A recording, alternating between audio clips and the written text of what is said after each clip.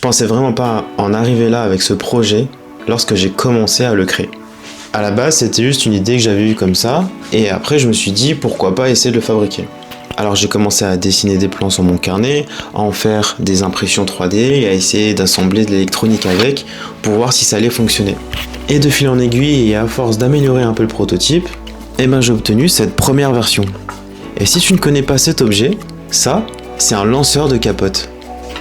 Oui, t'as bien entendu, ça, c'est un lanceur de capote et c'est la version 1, la première que j'ai fabriquée.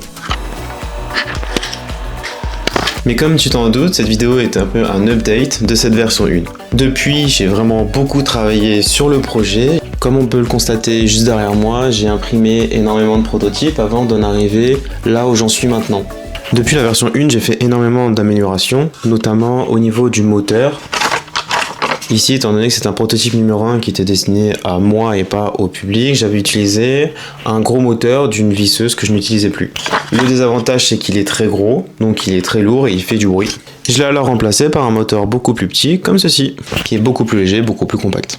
J'ai également changé la roue pour une plus petite, ce qui a fait que j'ai pu changer toute la structure autour. Alors c'est passé par des phases de test avec des mini prototypes comme cela.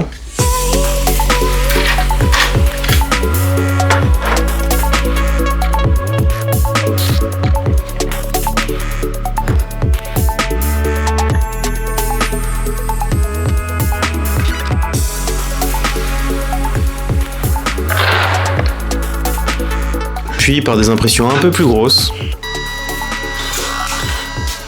Pour terminer enfin avec la version finale qui ressemble à ça. Donc c'est une petite boîte très compacte, on peut voir par rapport à la taille de ma main, avec une ouverture juste devant qui lance la capote. Juste ici, le réservoir qui peut contenir entre 10 et 12 capotes, une boîte entière. Juste derrière ici, on peut voir l'alimentation 12 volts.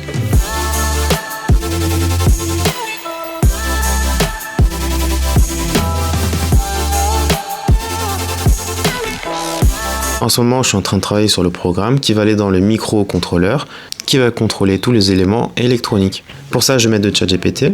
Je lui dis tout ce dont j'ai besoin, tous les composants électroniques que je vais utiliser, avec quelle carte, quelle pin je vais utiliser, etc. Et ensuite, je vais pouvoir modifier ce code à ma convenance.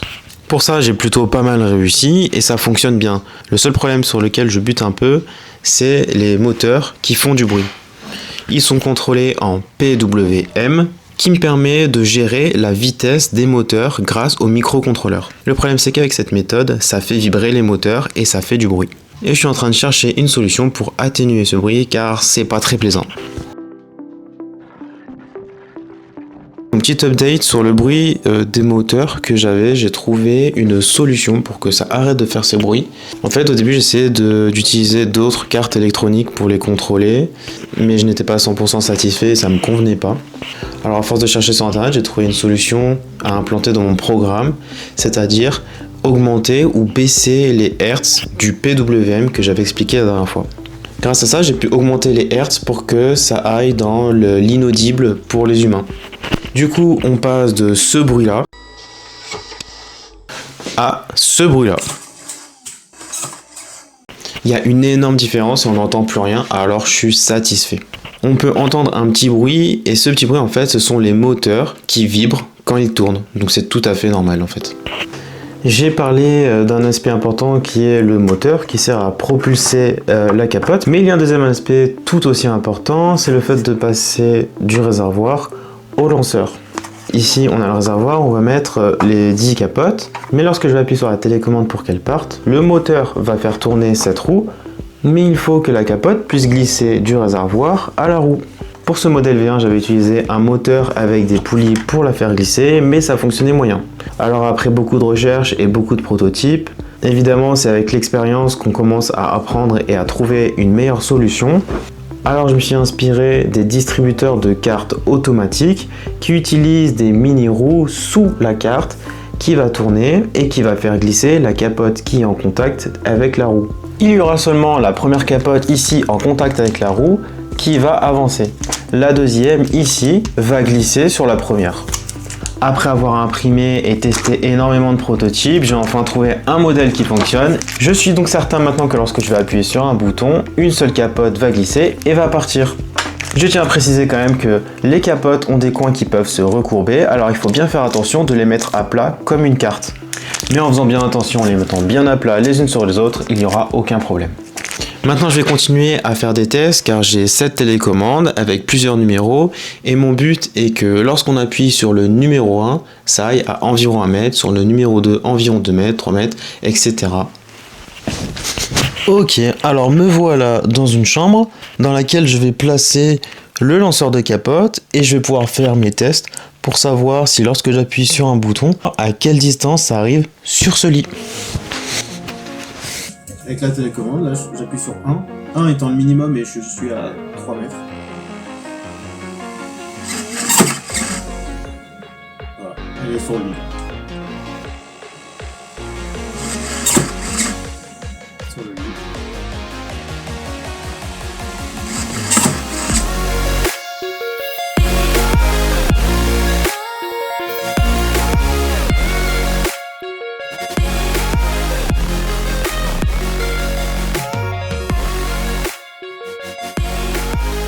Donc on a pu voir dans les vidéos précédentes que ça fonctionnait vraiment bien.